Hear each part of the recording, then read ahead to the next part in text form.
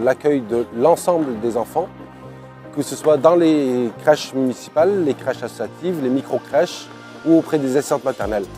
Donc en cela, on a mis en place depuis quelques années un accueil et une forme de guichet unique permettant de traiter toutes les demandes des parents et de faire en sorte qu'aucune ou quasiment aucune demande ne reste en tant que telle. On a effectivement une action qui s'appelle AGEF, c'est l'action du soutien aux jeunes enfants. On soutient les équipes des crèches, alors que ce soit les crèches municipales mais également associatives, à travailler effectivement pour être au plus près des parents. Avec l'accueil, l'inscription et la mise en place d'une coéducation. Des parents qui travaillent et des parents qui sont en recherche d'emploi pour favoriser l'insertion professionnelle des familles et également pour accueillir des enfants et que nous ayons une mixité sociale dans toutes ces crèches. Ensuite, auprès des enfants, où on assure leur bien-être et leur sécurité affective. Et auprès du personnel par du management, de l'organisation et de l'écoute. Donc ces trois axes en fait prennent le bien-être de l'enfant au quotidien.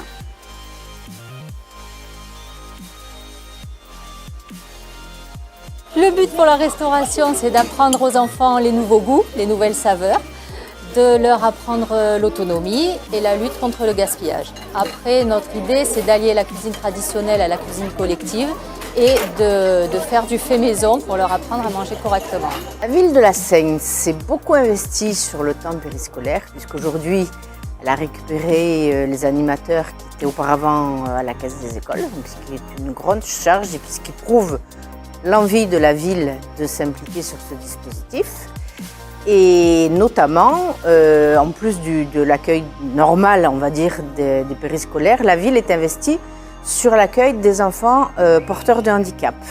Ce qui n'est pas le cas de toutes les villes, loin de là. Elle a eu à cette charge, enfin elle a pris cette charge, je crois que c'était en 2013 ou quelque chose comme ça, du jour au lendemain, parce que c'était un dispositif du PRE, donc un dispositif d'État, et que du jour au lendemain, l'État a décidé de ne plus accompagner ses enfants, et c'est la ville qui a accepté, malgré ses difficultés financières, de le prendre à sa charge. Les écoles ouvrent les portes à tous les enfants du territoire.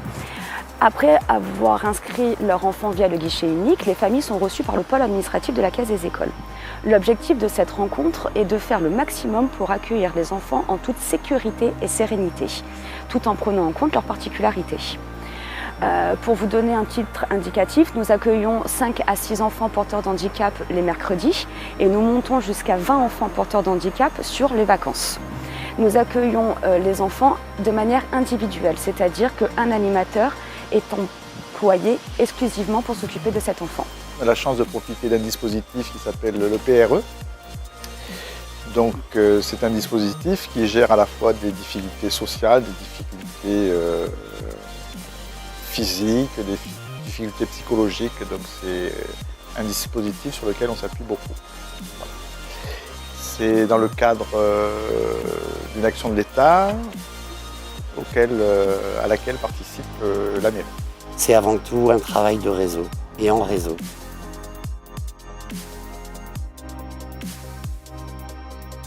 De multiples activités éducatives, donc liées aux enfants et aux jeunes, dont les classes transplantées, les centres de loisirs, des accueils collectifs de mineurs, de la Caisse des écoles, mais pas que, aussi des villes avoisinantes.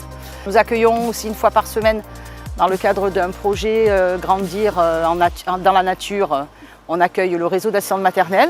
Nous accueillons des journées ouverture au public, donc des journées familiales. Les dimanches au jardin pédagogique, qui est le tout nouveau projet.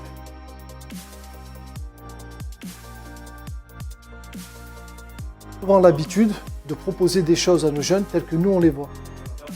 Alors qu'au réel, il faudrait arriver à faire ce que vous trouvez dans le marketing en fait, c'est uniquement proposer quelque chose qui soit en accord avec leurs attentes. Donc nous on a essayé de repenser les choses un petit peu différemment et de plus se dire on est dans